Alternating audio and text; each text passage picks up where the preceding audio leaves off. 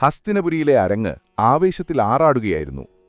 അർജുനൻ തന്റെ ആയുധങ്ങളിലുള്ള പ്രാവീണ്യം കൊണ്ട് ജനക്കൂട്ടത്തെ അമ്പരപ്പിച്ചു. ദ്രോണൻ അവനെ തന്റെ കാലഘട്ടത്തിലെ ഏറ്റവും മികച്ച യോദ്ധാവായി പ്രഖ്യാപിച്ചു. എന്നാൽ വിധിയൊരു നാടകീയ വഴിത്തിരിവ് ആസൂത്രണം ചെയ്തിരുന്നു.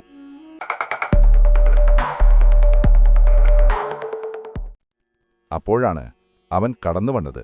ശാന്തനും ആത്മവിശ്വാസമുള്ളവനും ദിവ്യമായ തേജസ്സോടുകൂടിയ ഒരു യുവാവ്. ലളിതമായ വസ്ത്രങ്ങളായിരുന്നു അവൻ ധരിച്ചിരുന്നത്. എന്നിട്ടും എല്ലാവരെയും രണ്ട് കാര്യങ്ങൾ ആകർഷിച്ചു. അവന്റെ നെഞ്ചിൽ ചേർന്ന ഒരു സ്വാഭാവിക കവചം, മനുഷ്യനിർമ്മിതമല്ലാത്ത തിളങ്ങുന്ന ഒരു ജോഡി കമ്മലുകളും. ജനക്കൂട്ടം അടക്കം പറഞ്ഞു, അതാര്? എന്നാൽ അപരിചിതൻ നേരെ ദ്രോണന്റെ അടുത്തേക്ക് ചെന്ന് ധൈര്യത്തോടെ പറഞ്ഞു, അർജുനനേക്കാൾ മികച്ച പോരാളിയാണ് ഞാൻ. അത് തെളിയിക്കാൻ എനിക്കൊരവസരം തരണം. സദസ്സ് ഞെട്ടിപ്പോയി. അവന്റെ ശബ്ദത്തിലെ ധൈര്യം ദ്രോണനെപ്പോലും ആകർഷിച്ചു. കർണൻ അരങ്ങിലേക്ക് കടന്നുവന്നു. അർജുനൻ ചെയ്ത എല്ലാ കാര്യങ്ങളും അവൻ ആവർത്തിച്ചു. എന്നിട്ട് ചിലത് അതിലും മികച്ചതാക്കി. ജനക്കൂട്ടം ആർത്തുവിളിച്ചു. ആദ്യമായി അർജുനൻ മുമ്പൊരിക്കലും ഇല്ലാത്തൊരു വികാരം അനുഭവിച്ചു, അസൂയ. ദുര്യോധനൻ സൂക്ഷ്മമായി നിരീക്ഷിച്ചു. അവനൊരു സത്യം വ്യക്തമായി അറിയാമായിരുന്നു. കർണനു മാത്രമേ അർജുനനെ വെല്ലുവിളിക്കാൻ കഴിയൂ. ഒരു നിമിഷം പോലും പാഴാക്കാതെ അവൻ കർണന്റെ അടുത്തേക്ക് പാഞ്ഞു. നീ ഞങ്ങളെ അത്ഭുതപ്പെടുത്തി. പറയൂ, നിനക്ക് വേണ്ടി ഞാൻ എന്തു ചെയ്യണം? കർണൻ, എന്റെ ഒരേ ഒരു ആഗ്രഹം നിന്റെ സൗഹൃദമാണ്. അവർ ആലിംഗനം ചെയ്തപ്പോൾ അർജുനൻ കോപത്തിൽ ജ്വലിച്ചു. കർണൻ ധൈര്യമായി ഒന്ന് ആവശ്യപ്പെട്ടു, അർജുനനെ ഒരു ദ്വന്ദ്വയുദ്ധത്തിന് ഞാൻ വെല്ലുവിളിക്കാൻ ആഗ്രഹിക്കുന്നു.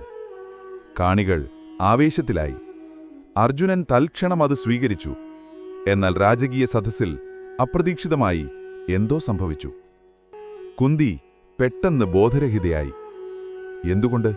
അതിനുത്തരം കണ്ടെത്താൻ നമ്മൾ അവളുടെ ഭൂതകാലത്തിലേക്ക് മടങ്ങണം. ഒരു യുവതിയായിരിക്കുമ്പോൾ കുന്തിക്ക് ദുർവാസാവ മഹർഷിയിൽ നിന്ന് ഒരു ദിവ്യമന്ത്രം ലഭിച്ചിരുന്നു. ഏതൊരു ദൈവത്തെയും വിളിക്കാൻ കഴിയുന്ന ഒരു മന്ത്രം. കൗതുകം കാരണം അവൾ സൂര്യദേവനെ മനസ്സിൽ ധ്യാനിച്ച് ആ മന്ത്രം ജപിച്ചു. സൂര്യദേവൻ പ്രത്യക്ഷപ്പെട്ടു. സൂര്യദേവൻ അവൾക്ക് ഒരു കുഞ്ഞിനെ നൽകി അനുഗ്രഹിച്ചു. കുറച്ചുനാളുകൾക്ക് ശേഷം അവൾക്കൊരു കുഞ്ഞാൻ ജനിച്ചു.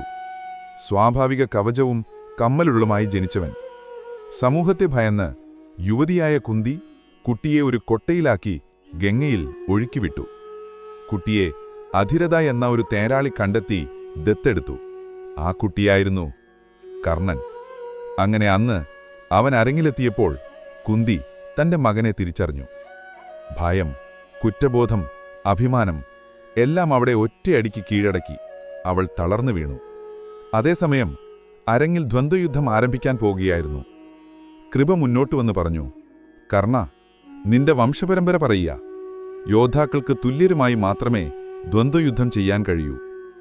കർണൻ മൗനം പാലിച്ചു. അവന് പ്രഖ്യാപിക്കാൻ രാജകീയമായ ഒരു വംശപരമ്പരയും ഉണ്ടായിരുന്നില്ല. ജനക്കൂട്ടം അടക്കം പറയാൻ തുടങ്ങി. അർജുനൻ അഹങ്കാരത്തോടെ നോക്കി.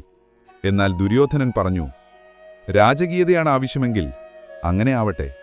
അവിടെ വെച്ച് ആയിരക്കണക്കിന് മനുഷ്യരുടെ മുന്നിൽ അവൻ കർണനെ അംഗരാജ്യത്തിന്റെ രാജാവായി കിരീടമണിച്ചു. അരങ്ങ് ആർത്തുവിളിച്ചു. അതിശയഭരിതനായ കർണൻ പറഞ്ഞു, എന്റെ രാജകുമാരാ, ഞാൻ എങ്ങനെ നിനക്ക് പ്രത്യുപകാരം ചെയ്യണം? ദുര്യോധനൻ, ഒന്നും ആഗ്രഹിക്കുന്നില്ല, നിന്റെ സൗഹൃദമല്ലാതെ. ആ നിമിഷം ഒരു വൃദ്ധനായ തേരാളി അരങ്ങിലേക്ക് നടന്നുവന്നു. കർണൻ തൽക്ഷണം നമസ്കരിച്ചു. കർണൻ, ഇതാണെന്റെ പിതാവ് അധിരഥൻ. കണ്ണുനീരോടെ അവൻ അദ്ദേഹത്തെ കെട്ടിപ്പിടിച്ചു. എന്നാൽ പാണ്ഡവരെ ഇപ്പോൾ മന്ഥന്മാളായി. ഭീമൻ, തേര് തെളിക്കാൻ തിരിച്ചുപോകൂ, നീ ഇവിടെ ചേർന്നവനല്ല. കർണൻ തന്റെ പിതാവിനോടുള്ള ബഹുമാനം കാരണം നിശബ്ദനായി നിന്നു. എന്നാൽ ദുര്യോധനൻ പൊട്ടിത്തെറച്ചു.